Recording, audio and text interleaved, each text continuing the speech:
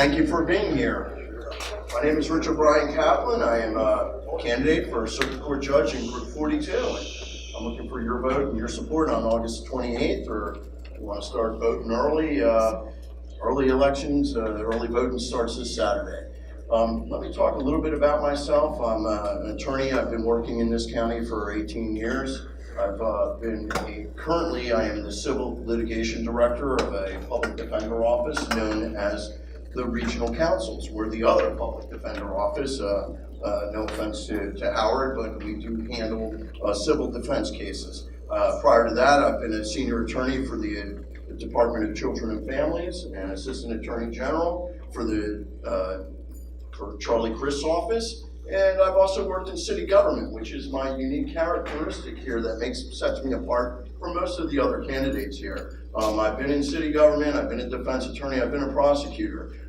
These are the things that give me the well-rounded ability to provide an independent, clear judiciary that will not be beholden to anybody else. One of the reasons why I'm running is to change the system and change the way we have our judges appointed. The candidate I'm running against has never run and been supported by the public yet. He's run unopposed, and now I'm challenging him. So I'm asking you to vote Richard Brian Kaplan, Group 42, on August the 28th. Thank you. Thank you. Thank you very much.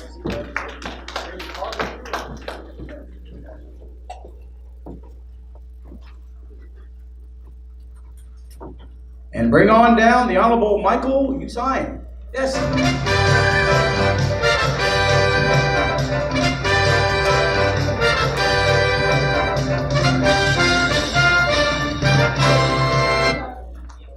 Well, good evening.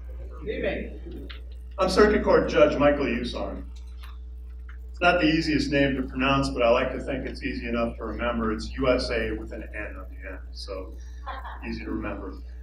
And it's been my honor and privilege to serve you as a Circuit Court Judge for the preceding 9 years. I'm here tonight to ask for your friendship, your support, and most of all, your vote. Now, a little bit about myself. I grew up in northern Minnesota. It's a place very different from here. And when I used to get up in the morning and it'd be 30 below and get ready for school, I used to complain a little bit about the weather. And my father told me growing up in those conditions builds character in a person. In me, it built a desire to move to Florida. That's why I'm here. But I did do my undergraduate work at the University of Minnesota. I got my law degree from Wake Forest University in North Carolina. And when I finished law school, instead of going right into private practice, I made a career decision that turned out to be one of the most rewarding and fulfilling of my life. I joined the United States Air Force. And I spent 8 years in the reserves, 5 years on active duty, and I'm proud to say I'm a veteran of the Gulf War. When I left the service, I came here to Broward County, worked in the state attorney's office. And when I left there, I went into private practice, and over the course of the next 17 years, I built a successful law firm. But I realized something was missing in my life, and that was the sense of fulfillment that I got when I was serving my nation, that being a part of something bigger than yourself. So I put in for judge, I was appointed and reelected. My term's coming to an end. I want to continue to serve the people of Broward County. Please vote to reelect Judge Usain, Group 42. Thank you.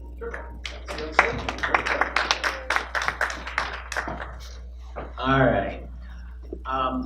Richard, the first question's a tough question for you. The rumor in the legal community is you decided to run against Judge Usain because his name is ethnic sounding and unidentifiable, and that you believe your traditional sounding last name will resonate with voters.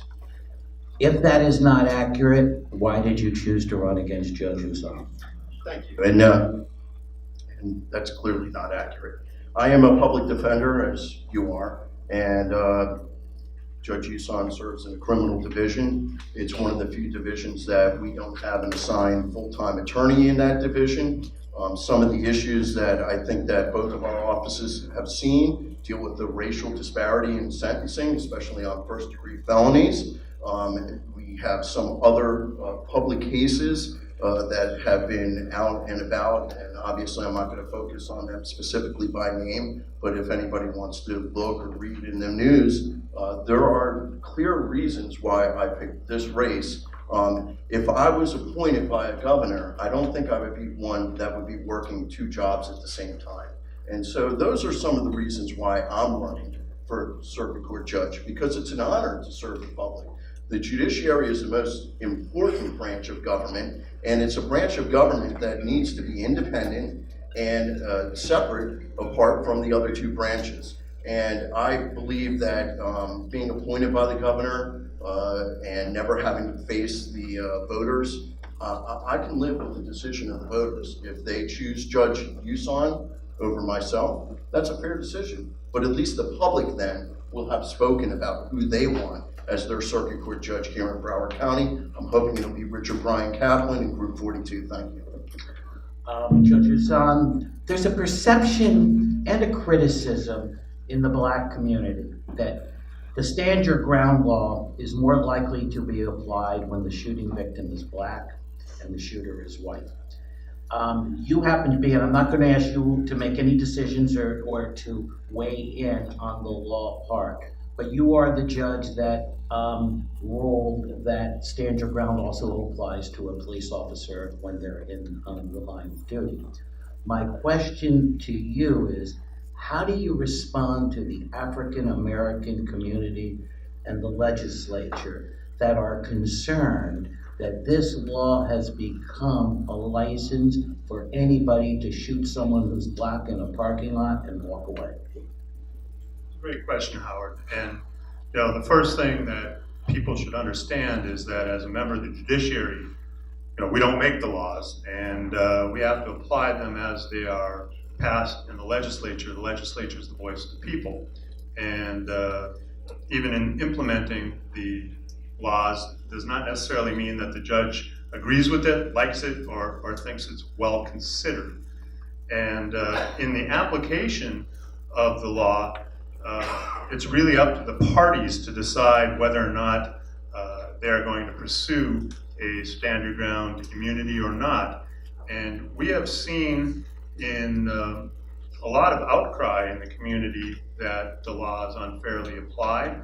We've seen people who think that it is an ill-considered piece of legislation, yet we also see that the legislature is not moving in the direction of repeal, they're moving in the direction of making it stronger.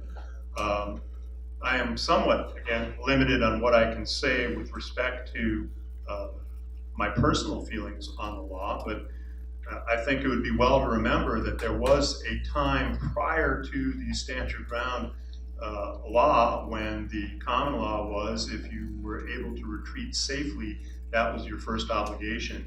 And there's a lot of common sense involved in that. So take that for what you will. With respect to applying it to an officer, it was a case of first impression, and in fact, that's largely because there hadn't been an officer indicted in 30 years, and the law isn't that old. So that's why it was a case of first impression. Richard, this question's easier, but it's going to be harder to probably come up with an answer. This community is still really from what happened at Parkland. We work in criminal justice. Are our kids safe? School's open this week. Are they safe? Well, I was just at Western High School today, and clearly we can't have another incident like we had in February. I mean, it was tragic. There has been some positive things that have come out from that terrible tragedy. These children who have been motivated and inspired, and have inspired me. They're one of the reasons why I realized democracy is not a sideline sport, and we need to get off the sidelines. We can't just sit by idly and criticize and not do anything about it. And that's one of the reasons why I'm running. But with regard to school security, it's a necessary thing that has to be done. And there are lots of people, like Mr. Pollack, who lost his child, who is going and trying to get metal detectors in the schools. There has to be a balance with regard to the school safety and kids still feeling safe. I never want to see my son, who's in high school, who was at Western when the tragedy happened, and see that same look that he had to come back the next day and was locked in a classroom with police officers that were at the front with their AR-15s. As I reminded my son, those police officers were there to protect you. Nothing is gonna happen to you while they're there protecting you. You are safe. I know it's a tragedy, but to deal with this, we have to deal with it through the legislature. They have to address school security, and hopefully they will do it in this session. Thank you. Judge Hassan. The same question to you, and don't focus on any legal issues that could come in front of you.